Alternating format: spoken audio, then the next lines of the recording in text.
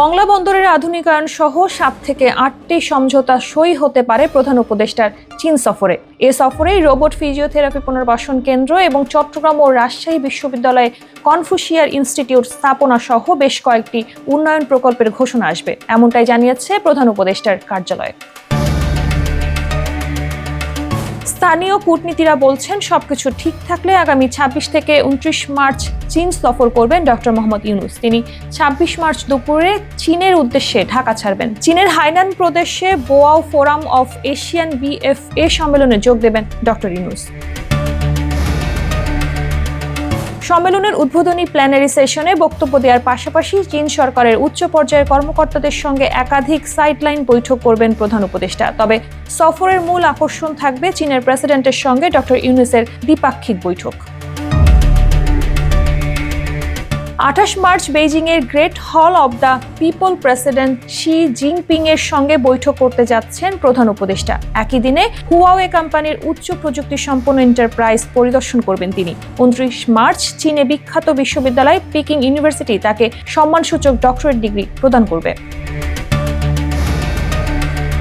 ঢাকা বেইজিংয়ের কূটনৈতিক সূত্রগুলো বলছে, ডক্টর ইউনূসের বেইজিং সফরে 12 থেকে 15টি সমঝোতা সইয়ের প্রস্তাব দিয়েছে চীন, যার মধ্যে চীনের প্রেসিডেন্টের বৈশ্বিক উন্নয়ন উদ্যোগ GDIও রয়েছে। তবে এখনই বেইজিং প্রস্তাবিত সব সমঝোতায় সই করতে চান না ঢাকা। প্রধান উপদেষ্টার এ সফরে 8টির মতন সমঝোতায় সই করতে সম্মত হয়েছে ঢাকা।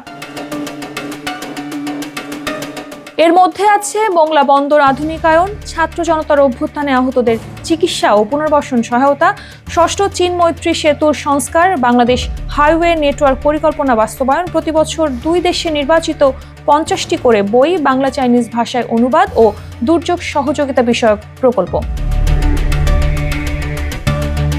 এছাড়া চীনের সঙ্গে পানি সহযোগিতা সমঝোতা স্মারক নবায়ন নিয়েও কাজ করছেন সংশ্লিষ্টরা। মংলা বন্দর আধুনিকায়ন প্রকল্পের ব্যয় 4000 কোটি টাকা ধরা হলেও তাতে চীন দেবে 3000 কোটি টাকার বেশি। সফর সংশ্লিষ্ট এক কূটনীতিক জানিয়েছেন, প্রধান উপদেষ্টার বেইজিং সফর নিয়ে চলতি সপ্তাহের শুরুতেই আন্তঃমন্ত্রণালয় বৈঠক হয়েছে। বৈঠকে রাজনৈতিক সম্পর্ক, বাণিজ্য, স্বাস্থ্য, পানি, বৈদেশিক ঋণ, কৃষি, কানেক্টিভিটি, জ্বালানি সহ বিভিন্ন সহযোগিতার বিষয়ে আলোচনা হয়। প্রধান উপদেষ্টা সফরে কোন কোন বিষয়গুলো তুলে ধরা যেতে পারে সে বিষয়েও মতামত দেন সংশ্লিষ্টরা। এদিকে গত 11 মার্চ চীনা রাষ্ট্রদূত ইয়াও ওয়েন বলেন, যারাই ক্ষমতায় থাকুক না কেন বাংলাদেশের সঙ্গে সম্পর্ক এগিয়ে নেবে চীন।